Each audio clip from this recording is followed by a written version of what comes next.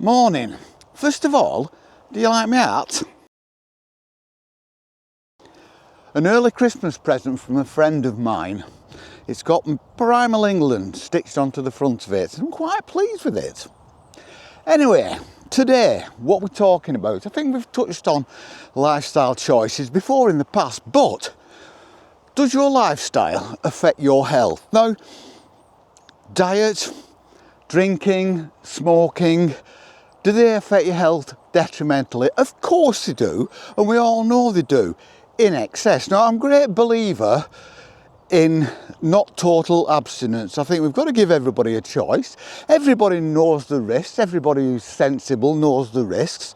So, if you overindulge in anything, really, it's going to be detrimental to your health.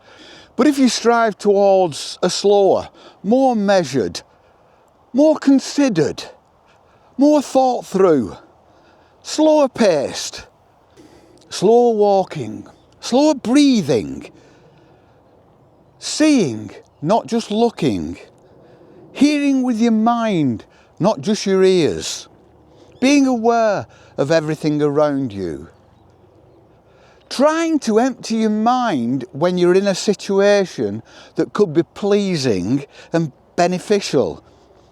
When you're out in the countryside, try not to think about that bill. Try not to think about that repair that needs doing on the car. It's difficult, we all know that, because things pop into your mind, but you don't know what you're missing out on. Because if you can clear your mind, even if it's just, the sun has come out and it is super warm. It's beautiful. But clear your mind so that even if it's just for an hour a day or half an hour a day or 10 minutes a day, you are at one with this. You can appreciate this. You can look around you, see everything, hear everything, smell everything, feel everything without anything else coming into the equation. Birds in the sky, in the trees. I've got black clouds behind me over there. Is it going to rain? I don't know. Does it matter? Not really. The sun on the hillside behind me over there. Just changing the colours of the trees, the green. There are all sorts of shades of green. And behind me is the sunlight as the sun comes up in the east. But over in the west it's black. And it looks like it might rain. I'm a great believer in exercise, but exercise at a level that benefits you and your goals. Now, people will come along and say, well, yeah, but exercise isn't for everybody. What about when you get older? What about if you've got a disability? What about this? What about that? What about if you haven't got the time? What about if you just don't want to do that? But I think we owe it to ourselves to try to maintain a level of fitness that doesn't make us a burden on everyone else and the state. We can't always do it. A level of fitness that gives us as much longevity as we can in life, but we can't always do it. A level of fitness to maintain the lifestyle we want. But when I say at a level, I'm talking about at a level that suits you. Of course I am. If you want to be an athlete, be an athlete. I used to do ultra running. I used to run about 40 miles a day, cycle. I did everything. And then basically older age struck, a couple of illnesses struck, and I didn't do it as much, but I tried to maintain a level of fitness. I still try to maintain a level of fitness, even though I've got like chronic heart failure, so my body won't let me, but I get out here in the countryside, I work my heart as much as I feel I should do, although a doctor once told me, don't worry about that, you'll never walk yourself into an heart attack because your body will tell you to stop before you do. Just maintain a level of fitness. Even if you, by dint of circumstances, sadly have to stay at home. A level of exercise, a level of fitness, a level of dexterity, a level of mind stimulation that suits you.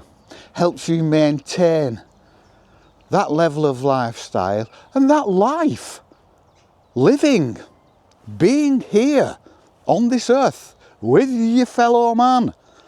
As long as you maintain a level of fitness that will let you do that for as long as you can, because it's a massive privilege being here, you know. It's a massive privilege being here, and it's a massive privilege living into adulthood and into old age, because a lot of people don't. So if you've been given that privilege, you owe it to yourself, you owe it to the world around you, or you owe it to whatever being out there you think has given you this opportunity. You owe it to that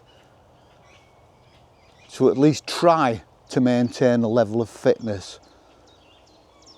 I know there are people out there, smoke too much so that it affects their health, smoke too much that it kills them, drink too much that it affects health, drink too much so it kills them, eat too much that it affects the level of health, eat too much that it kills them. It's not easy, and I don't think we should judge anyone for the decisions.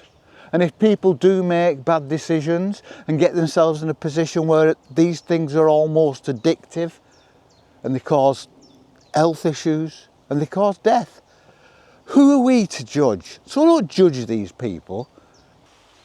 Live a simple life away from those temptations as much as you can. Be as independent as you can. Be as detached from consumerism as you can.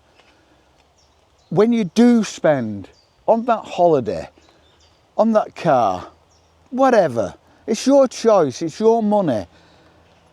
But make sure that you think it through. Make sure that you're getting the best deal for you. Make sure you're getting the best deal out of life for you and not for the people trying to take your cash off you, trying to take your life off you, trying to take your time off you, because time is probably the most precious thing and it runs out very, very quickly. I know that. Many of us know that. I speak to people on here in the comments and they're like in their early 20s and earlier. And I feel like I'm talking to my peers because that's how I think. That's how most of us think. We stop kind of changing our views and everything, I think, when we're in our mid-30s at the latest. People look at old people and think, old people, what do they know? Well, they know everything, but they're also sharp, have opinions. Be that person. Look after your body, look after your mind, look after yourself, look after your being. So I think lifestyle does affect us. I think it affects our health in a huge way. Simple changes. Don't give your money away. Don't give your time away. Don't give yourself away. Don't give your emotions away without considering what you're doing. We don't need to get a lot back. But if we can get a feeling of well-being back, if we can get that buzz where we're doing someone else some good, that's a fabulous thing, that's a fabulous feeling. But yes, our way of life, what we eat, what we drink, what we think, what we touch, who we meet with, who we converse with, what temptations we take, what television, internet has an influence over us. Yeah, it makes a difference. So I'm going to take my new hat, my Primal England hat,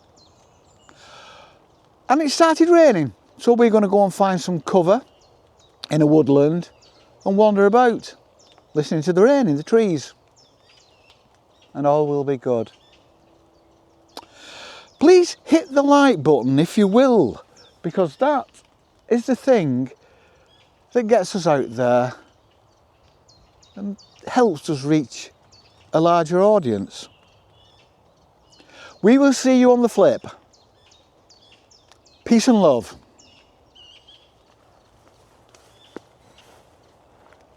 Can you hear them birds screaming at each other?